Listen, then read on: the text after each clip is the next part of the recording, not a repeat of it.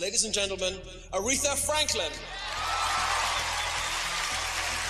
Some songs do more than just entertain. They tell stories, reflect struggles, and capture moments in history. Behind every hit, there's a deeper meaning, a personal journey, or an unexpected twist that shaped its creation. I was living in Detroit.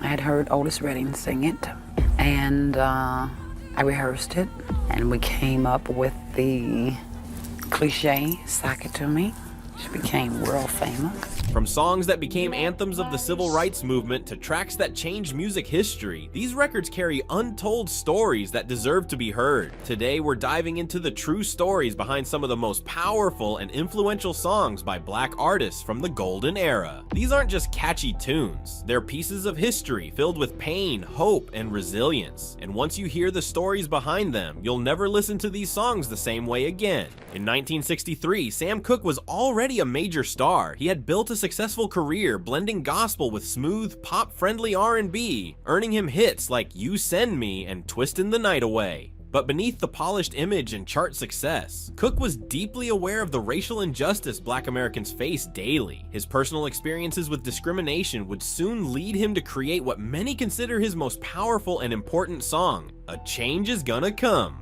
The inspiration for the song came from a painful experience in Louisiana. Cooke and his entourage were denied a room at a whites-only Holiday Inn in Shreveport despite having reservations. When they protested, they were arrested for disturbing the peace. The humiliation and anger from that incident weighed heavily on Cooke, making him question why a man of his status still had to endure the same racism that millions of other Black Americans faced every day. At the same time, Cooke had been moved by Bob Dylan's protest song, "Blowin' in the Wind." He admired how Dylan, a young white folk singer, had been able to articulate the fight for equality in such a raw and meaningful way. It made Cooke realize that he too needed to use his platform to speak directly to the struggle of Black America. When he finally sat down to write "A Change Is Gonna Come," Cooke didn't follow his usual songwriting formula. He poured his emotions into the lyrics, crafting a hauntingly poetic story of struggle, perseverance, and hope. The opening lines hit like a gut punch. "I was born by the river in a little tent, and just like the river, I've been running ever since."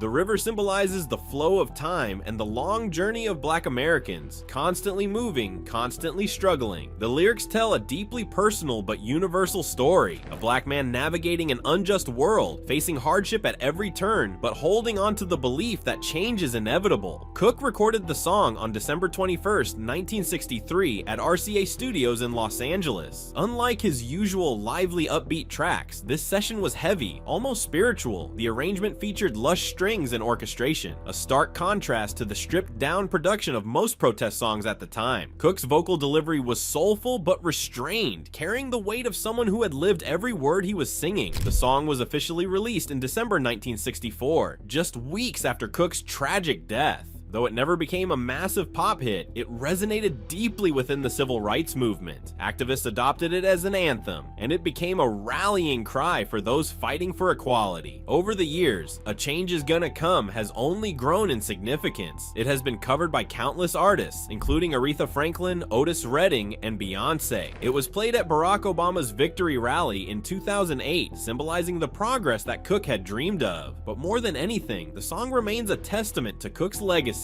not just as a musician, but as a man who used his voice to speak truth to power. Even decades later, its message still rings true. The fight for change continues, but Cooke's words remind us that no matter how long the struggle, hope never fades. Billie Holiday was no stranger to singing about pain, but nothing in her career would be as haunting or as dangerous as "Strange Fruit." The song wasn't just a piece of music, it was a bold statement against one of America's darkest realities, the lynching of Black Americans in the Jim Crow South. The song's origins trace back to Abel Meeropol, a Jewish schoolteacher and poet from the Bronx. Disturbed by photographs of lynchings, particularly a widely circulated image of two Black men hanging from a tree in Marion, Indiana in 1930, he was compelled to write a poem called "Bitter Fruit." The imagery was raw and unsettling. Southern trees bear a strange fruit, blood on the leaves and blood at the root. Meeropol later set the poem to music, and it made its way through leftist activist circles before reaching launching Cafe Society, New York's first racially integrated nightclub. It was there that Billie Holiday, already one of the most respected jazz singers in the country, first encountered the song. When Holiday heard Strange Fruit, she knew it was something different. It wasn't just another song, it was a weapon, a truth that couldn't be ignored. She decided to make it part of her set list, despite knowing it could put her career, and possibly her life, in danger. Holiday first performed Strange Fruit in 1939 at Cafe Society under strict conditions. The waiters would stop serving, the lights would dim, and a spotlight would shine only on Holiday's face. She would close every set with the song, and once she finished, there would be total silence. No encore, no applause. She would then walk off the stage, leaving the audience to sit with the weight of what they had just heard. The song's impact was immediate and polarizing. Some people were moved to tears, others were outraged. White club owners warned her not to perform it, fearing backlash. Southern venues refused to let her sing it. Even the FBI took notice, adding her to their watch list, seeing her as a threat for exposing the violence that mainstream America wanted to ignore. Despite the risks, Holiday recorded Strange Fruit in 1939, but no major label wanted to touch it. Columbia Records, her usual label, refused to release it, fearing political consequences. Instead, Commodore Records, a smaller jazz label, agreed to take the risk. The song was released that same year and sold over 1 million copies, becoming one of Holiday's most significant recordings. However, singing the song came at a cost. The backlash was relentless. The government targeted Holiday for years, using her drug addiction against her, setting her up in a series of arrests and harassment campaigns that ultimately led to the revocation of her cabaret card, banning her from performing in New York's clubs. A devastating blow to her career. Billie Holiday never stopped singing Strange Fruit, even when it made her life harder. She performed it until her death in 1959, knowing that its message was more important than her comfort. Today, the song remains one of the most powerful protest songs in history, a chilling reminder of America's past and a testament to Holiday's courage in the face of oppression. It wasn't just a song, it was a reckoning. When Aretha Franklin belted out the words R-E-S-P-E-C-T,